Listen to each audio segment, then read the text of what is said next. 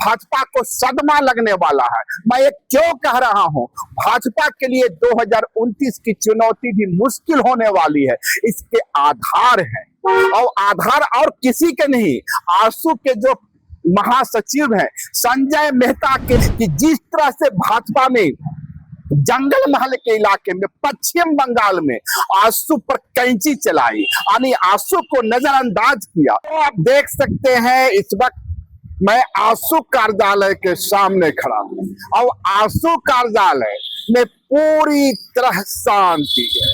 कहीं कोई चहलकदमी नहीं, कहीं कोई एक्टिविटी नहीं। लगेगा ही नहीं कि आंसू कोई पॉलिटिकल पार्टी है। और खासकर पश्चिम बंगाल का जो चुनाव परिणाम आया है उसे देखते हुए यह एनडीए का हिस्सा है आंसू, निश्चित रूप से यहां चहलकदमी देखी जानी चाहिए। और जिस तरीके से पश्चिम बंगाल के चुनाव परिणाम के बाद कई राजनीतिक पंडितों की ओर से आकलन हो रहा है, और आकलन यह है कि यदि जेएमएम को सरकार में बने रहना है, यानी यदि हेमंत सोरेन को सीएम बने रहना है, तो अब एक ही रास्ता है, वह रास्ता है भाजपा शरण गच्छामि।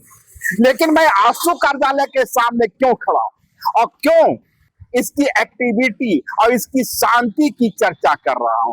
देखने में भले ही आपको लग रहा है कि आंसू के अंदर शांति पसरी हुई है, लेकिन एक विप्लव, एक क्रांति, एक बगावत इसी तस्वीरों के पीछे से लिखी जा रही है। मैं बता दूं, और बड़ी खबर यह है, जो लोग भी एक घोषणा कर रहे हैं कि सीएम हेमंत को या जेएमएम को अब भाजपा शरण में जाकर के सरकार बनानी चाहिए, उनके लिए बुरी खबर यहां से है। अब बुरी खबर यह है कि भले ही आंसू ने अब तक एनडीए को छोड़ने का औपचारिक ऐलान नहीं किया हो, लेकिन यकीन मानिए अब तक की ब्रेकिंग खबर यही है कि आंसू भाजपा से अलग राह चल पड़ी है। यानी झारखंड में भाजपा के अंदर जो उत्साह है, उमंग है, जिस छाल मुड़ी की चर्चा हो रही है, जिस गाजे वाजे के साथ बंगाल के चुनाव की याद दिलाई जा रही है, कहा जा रहा है कि चारों तरफ से जो भगवा हो चुका है, अब हेमंत की गर्दन पर भाजपा का हाथ पड़ने वाला है।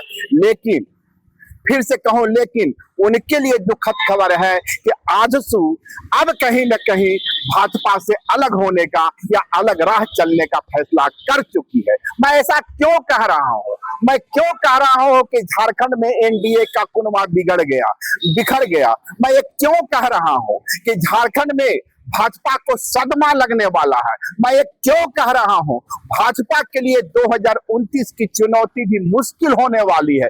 इसके आधार है, और आधार और किसी के नहीं, आंसू के जो महासचिव हैं संजय मेहता के पोस्ट हैं। संजय मेहता के पोस्ट को यदि आप पढ़ें, पिछले 3, 4, 5 दिनों का, 6 दिनों का, यदि उनके तमाम पोस्ट का अध्ययन करें तो आपको एक बात समझ में आ जाएगी कि जिस तरह से भाजपा ने जंगल महल के इलाके में पश्चिम बंगाल में आंसू पर कैंची चलाई, यानी आंसू को नजरअंदाज किया, और यह इस बात को साबित किया कि बगैर आंसू के भी वह कुर्मियों का वोट हासिल कर सकती है। यानी न जयराम महतो की जरूरत है, न सुदेश महतो की जरूरत है।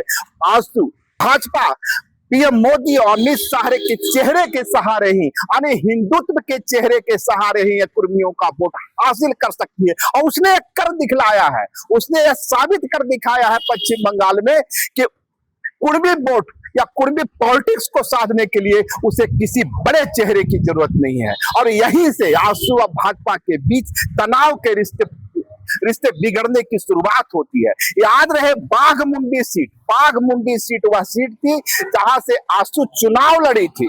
इस बार भाजपा ने उस बाघमुंडी सीट पर भी अपना प्रत्याशी का उतारने का ऐलान कर दिया। यानी भाजपा एक सीट के लायक भी आंसू को नहीं समझी, और यही यही से रिश्ते तल्ख हो रहे हैं। और इसीलिए मैं कह रहा हूं कि संजय मेहता के 4-5 दिनों का या 1 सप्ताह के तमाम सोशल मीडिया पोस्ट को खंगालिए और उस पोस्ट को बेहद ही बारीकी से अध्ययन कीजिए।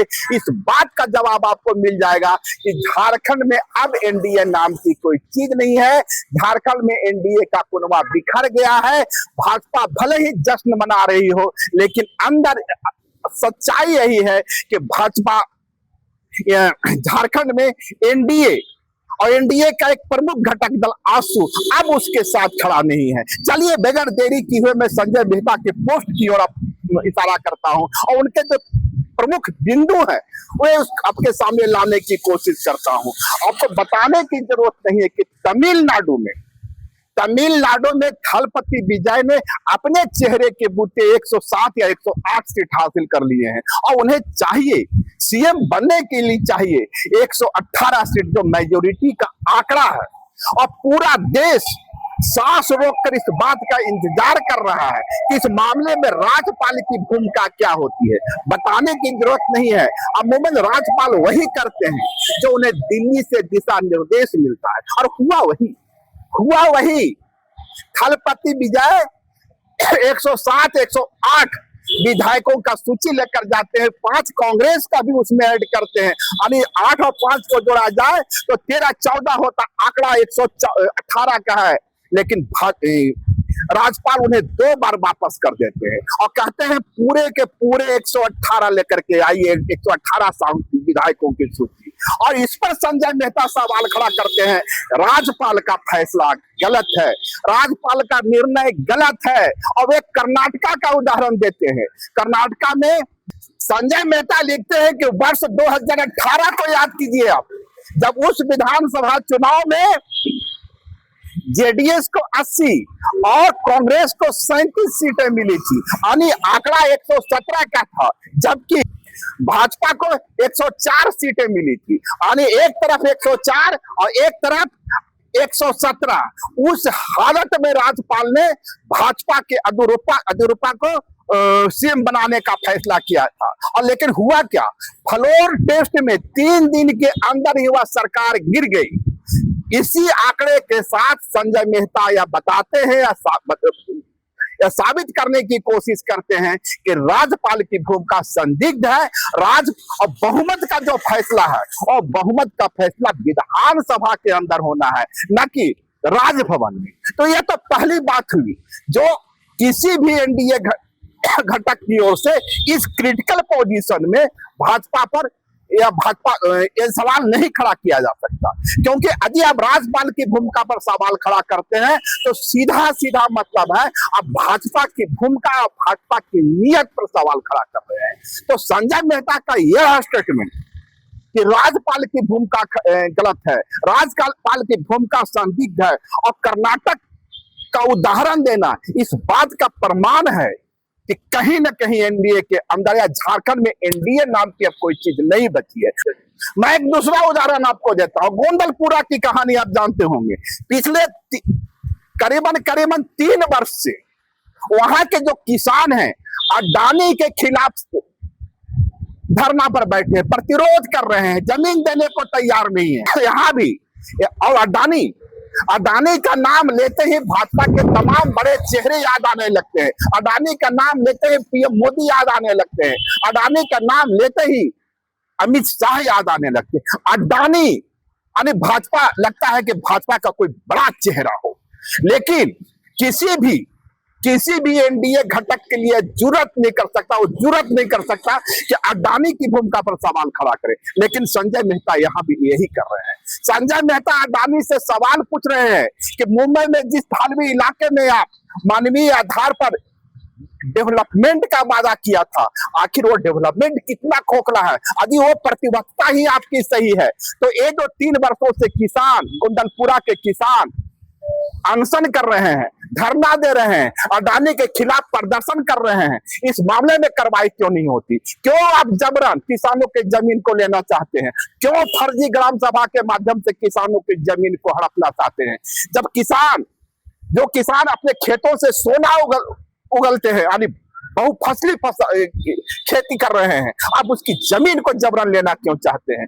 तो फिर समझिए, पहले तो कर्नाटक का उदाहरण देते हुए राज्यपाल की भूमिका पर सवाल खड़ा करना, और दूसरा गोंदलपुरा की स्थिति को सामने लाते हुए अडानी और अडानी के मॉडल को, अडानी की नीयत को चुनौती देना, यह भी साफ संकेत है कि कहीं न कहीं झारखंड में एनडीए का कुनबा बिखर गया। एक तीसरी कहानी आपको मैं बतलाता हूं।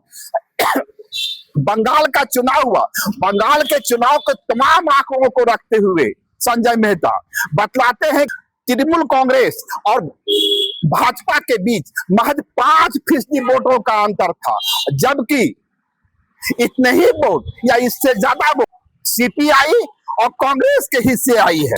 संजय मेहता लिखते हैं कि पश्चिम बंगाल में भाजपा को 2,92,24,167 वोट मिले, टीएमसी को 2,60,13,379 वोट मिले, जबकि कांग्रेस को 2.97 वोट मिला और सीपीआई को 4.55।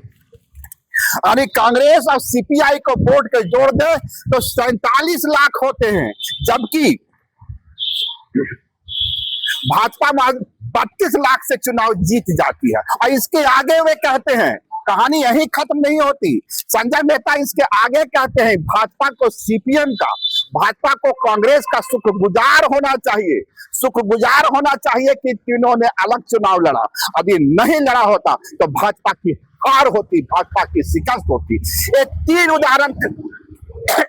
उदाहरण पर्याप्त है इस बात को साबित करने के लिए कि अब आंसू एनडीए का हिस्सा नहीं है। भाजपा भले ही जश्न मना ले, भाजपा भले ही इस बात का ढिंढोरा पीट ले कि पश्चिम बंगाल में उसने झालमुरी के सहारे अपनी राजनीति को साध लिया, पश्चिम बंगाल में बगैर किसी कुर्मी चेहरे के कुर्मियों के वोट को हासिल कर लिया, पश्चिम बंगाल में उसने कुर्मी पॉलिटिक्स के तमाम सितारों को ध्वस्त कर दिया। लेकिन झारखंड जहां करीबन 16% की आबादी कुर्मियों की है, यह इतना आसान नहीं रहने वाला है। और यही कारण है पश्चिम बंगाल के चुनाव परिणाम आने के बाद से ही इस आंसू कार्यालय में एक सन्नाटा है, एक सवाल है कि अभी भाजपा को कुर्मी चेहरों की जरूरत नहीं है, आंसू के सहयोग की जरूरत नहीं है, तो फिर हमारी भूमिका क्या हो? और मैं पहले भी कहता रहा हूं, कई बार आपको बतला चुका हूं। और जिस समय संजय मेहता की आंसू में एंट्री होने वाली थी, मैंने ही वो खबर ब्रेक की थी और बतलाया था कि संजय मेहता आंसू के नए शिल्पकार के रूप में आने वाले हैं।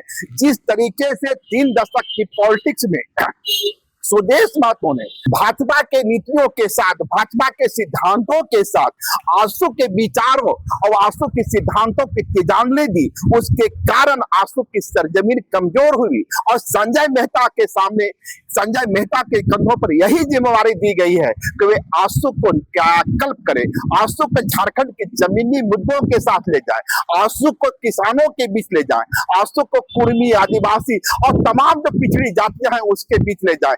आज संजय मेहता उसी भूमिका में नजर आ रहे हैं। संजय मेहता की कोशिश आंसू को आज से 3 दशक के पहले के दौर में पहुंचाने की थी, जब आंसू के एक आवाज पर सड़कें बंद हो जाती थी, ट्रेनें बंद हो जाती थी, झारखंड बंद हो जाता था। पता नहीं मुझे आंसू में से कुव्वत बची है नहीं बची है, लेकिन संजय मेहता की कोशिश यही है। और ये जो 3 आपको मैंने दृष्टांत दिए, उनके फेसबुक पेज को पढ़िए, आपको साफ हो जाएगा, स्पष्ट हो जाएगा कि झारखंड में अब एनडीए नाम की कोई चीज नहीं है। एनडीए अतीत का पन्ना है। आंसू अलग राह चलने वाली है, आंसू अपने बूते राजनीति करेगी, या 2029 में झारखंड में किसी और पॉलिटिकल ओरिएंटेशन का निर्माण होगा, आंसू किसी और के साथ जाएगी, कहना मुश्किल है। लेकिन फिलवक्त ये कहा जा सकता है कि आंसू अब भाजपा के साथ नहीं है, झारखंड में एनडीए का चैप्टर क्लोज हो चुका है। शुक्रिया, नमस्कार। लाइव लगातार के वीडियो को लाइक करें, सब्सक्राइब करें और बेल आइकॉन को दबाना न भूलें।